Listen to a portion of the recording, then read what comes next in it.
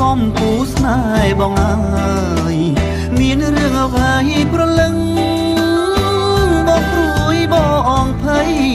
ខ្លាចណាស់តែស្រីនាងខឹងមិនដេចក៏យំមកយ៉ាងនឹងខឹងមិនបងរឿងអ្វីឬអូនប្រច័ណ្ឌនឹងប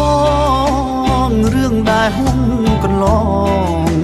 បងឈួតមួយពេលខ្លីតែដល់ពេលនេះបងយល់ច្បាស់ហើយពិសីសូមអូនឈប់មកសង្ស័យគ្មានថ្ងៃក្បត់ស្រីទៀតទេមកលួចពួនយំសំងំយំតែម្នាក់ឯងឲ្យបងចំបែងស្ទើបែងអូរ៉ាហ៊ានវះបេះដូងបើសិនជាអូនត្រូវការបញ្ជាក់ប្រាប់ថាសង្ខារបងផ្ញើលើស្រីញញឹមភ្លាមមកណាអូនកុំធ្វើមុខស្រពោនបងហាក់ធ្លាក់អោបជ័យបើអូនញញឹមជីវិតបងពិតមានន័យតើដឹងទេពិសីរូបស្រីជាជីវិតបង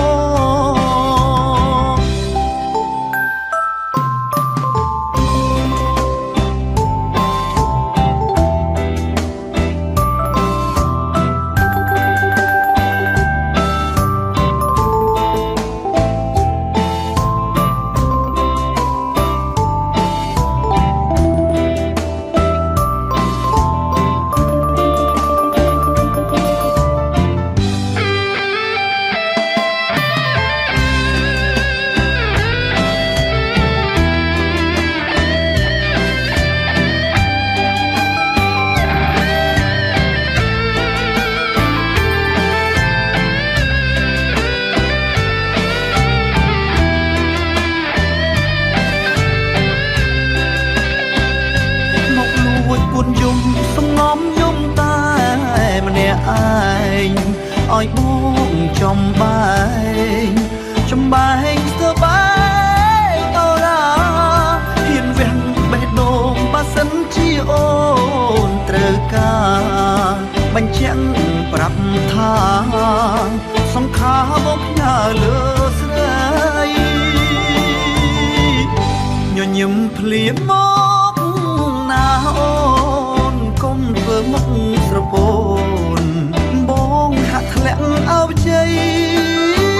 បើអូនញញឹមជីវិតបងពិតមានន័យតើដឹងទេពិសីរូបស្រីជាជីវិត